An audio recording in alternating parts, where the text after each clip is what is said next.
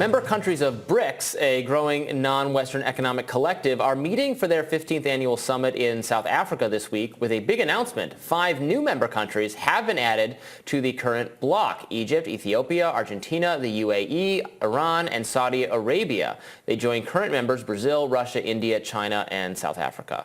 Now, at the summit, leaders from member countries discussed de-dollarization, Western global hegemony, and moving toward a multipolar world. In a thinly veiled statement, Chinese President Xi Jinping wrote, quote, "One country obsessed with maintaining its hegemony has gone out of its way to cripple the emerging markets in developing countries. Whoever is developing fast becomes its target of containment. Whoever is catching up becomes its target of obstruction. But this is futile. As I have said more than once, that blowing out others' lamp will not bring light to oneself." Joining us now to weigh in is editor at The Gray Zone, Max Blumenthal. Thanks for joining us. Thanks for having me on. Now, this feels like a really significant global shift, and an end, as people are saying, to Western hegemony that many people predicted as we headed into this Ukraine proxy war, China becoming more closely aligned with Russia, and this growth of this economic alliance that's meant to counterbalance Western hegemony and economic dominance seems to be really telling. Help us understand what's at stake here. Well, this is the most historic gathering of the BRICS, which was founded in 2009 to democratize international trade and international institutions by fostering multipolarity, countering the bipolar, unipolar world that's emerged since the collapse of the Soviet Union, which has brought on disaster for the global South, as well as unchecked violations of international law through coalitions of the willing, as we've seen in Iraq and beyond.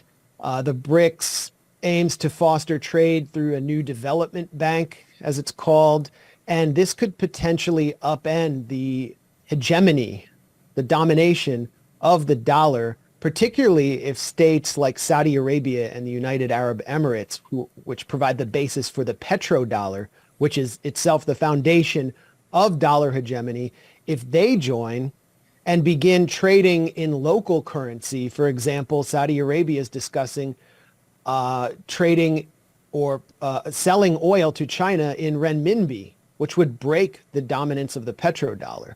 So the reason this gathering is so historic is because BRICS is actually talking about expanding and has pledged to expand to some very significant countries, including Saudi Arabia and the United Arab Emirates. But of course, expansion can bring a lot of political complication.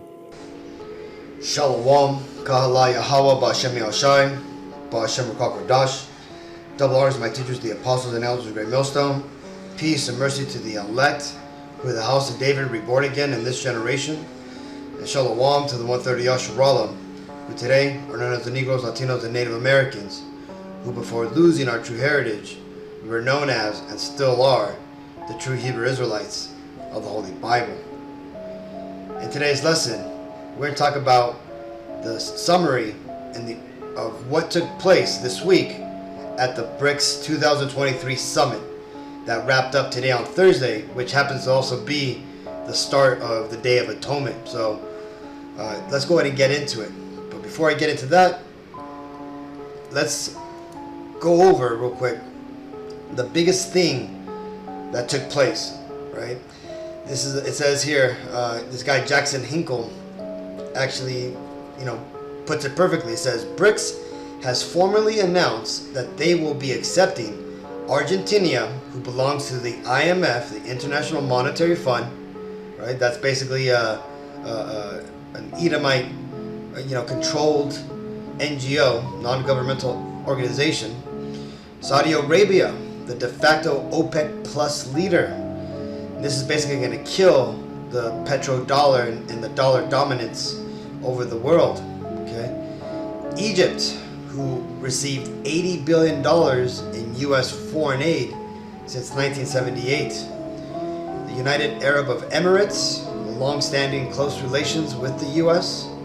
And Iran, one of America's biggest enemies and the ancient destroyers of Babylon when they freed the Israelites that were under the Babylonian captivity and who are prophesied to also be one of the powers that are going to take down Babylon the Great, that being America, who is also holding the children of Israel captive. Now, that being said, this is the biggest news that came out from this BRICS summit.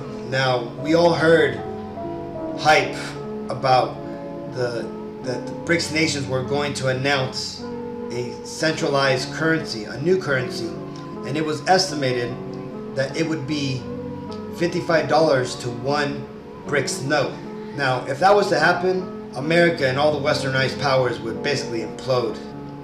Now, I myself thought that estimate was a bit outlandish, because that right there would collapse the westernized powers that have their money in dollars, right? I'm guessing that when the BRICS nations do announce a central currency, it's going to be something around $7 to $10 for every one BRICS note. But like I said, again, it's all speculation at this point. Now, like I said, that did not take place. Now, they did talk about the de-dollarization agenda, and they said that they're estimating around 2040 to 2050 to have that done. And I'm guessing they have plans to have that happen a lot sooner, but they're not going to announce it yet. But see, right now what they're doing is they're building up their team with more important people, namely Saudi Arabia, which you can see here in this light blue chart, and also Argentina. Right, they already got Brazil, and there's rumors that Mexico wants to join, along with Honduras and El Salvador, and other countries want to join. Even Germany and France want to join BRICS, but they're not going to be allowed in. Now, that being said, let's go and read this. This is Obadiah 1:7. All the men of thy confederacy have brought thee even to the border. The men that were at peace with thee have deceived thee and prevailed against thee. They that eat thy bread have laid a wound under thee. There is none understanding in him. Now this is talking about the Edomites, right? The so-called Caucasian race, right? Namely the westernized powers in America, okay? And when it says here, that says, all the men of thy confederacy, that means all these countries, all these other nations, right? China, Saudi Arabia, Egypt, right? They've all worked in combination with America and the westernized NATO powers to bring them to the point where they are now, about to launch their new world order. But what's happened? Just like bank robbers, after they rob a bank and they've gone back to the hiding place, and then they start shooting each other so that way they can each come out, on top. That's what's happening. You have all these nations now seeing that the world is being systematically destroyed, and these other nations now want to stand up and claim the rulership instead of Esau. That's why it says here, it says the men that were at peace with thee. Who is that? That's talking about Saudi Arabia, Egypt, Argentina, all the nations all the 6 nations that joined, minus Iran, were all at peace with America. And also the UAE, the United Arabs of Emirates, and also Saudi Arabia and Egypt. They all received massive amounts of U.S. aid, militarily and financially. But what have they done?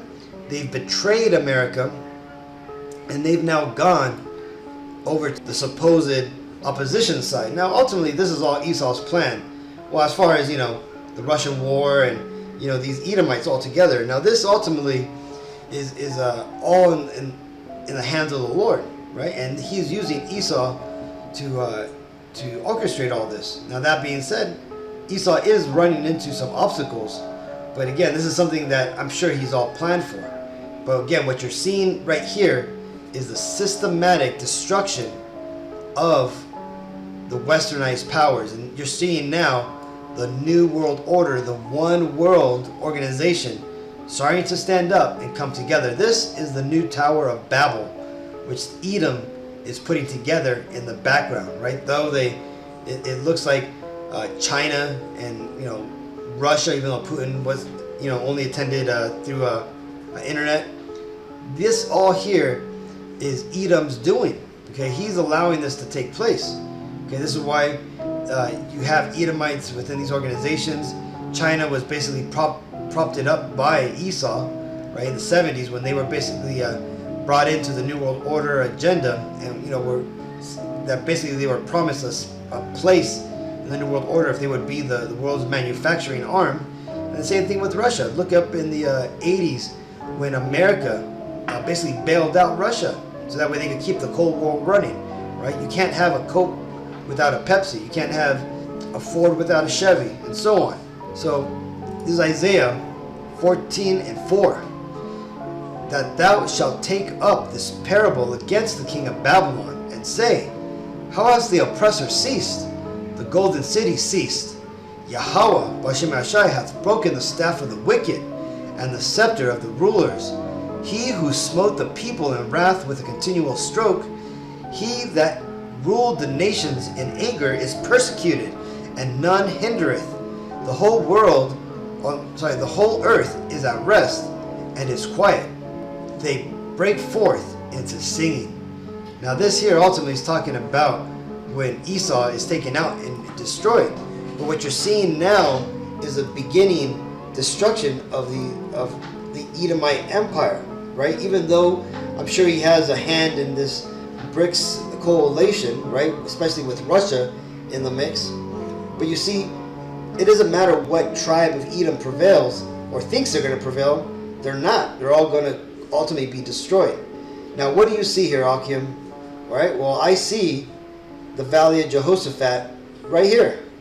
And look what is surrounding it now.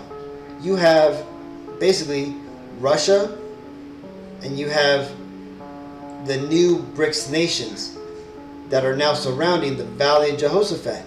So guess what's going to happen? Well, the prophecy of the Lord taking the northern army off of away from North America and taking them over here to Saudi Arabia. This is a perfect reason why America now has to go here. And why is that? Well, because Amalek, he's basically stuck here in Israel, and he's surrounded now by all these other countries who want to take his head. So again, like I said, even though Esau, these Edomites, more likely had some sort of, hand in doing this, it seems to have gotten out of their control. And that's because the Lord has made a snare for these Edomites. And these other nations are thinking of lifting up their own heads and taking over rulership, right? So let's get this. This is Jeremiah 51:9. We would have healed Babylon, but she is not healed. Forsake her, and let us go, every one, into his own country. For her judgment reacheth unto heaven, and is lifted up even to the skies. And that's ultimately what's going on. The Lord is going to bring Babylon the Great, along with the beast, which is the NATO countries, down. And he's going to do that by their own snares. And what we're seeing right now is the beginning of this.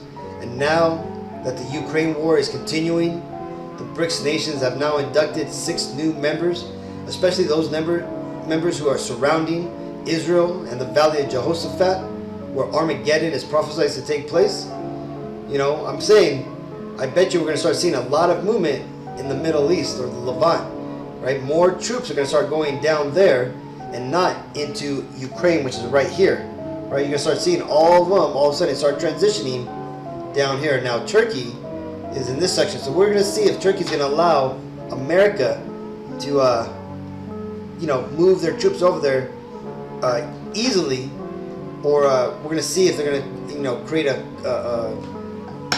disturbance, because again, Turkey also is rumored to want to join the BRICS nations. But either way, Akim, we can all see the Lord is doing some mighty works.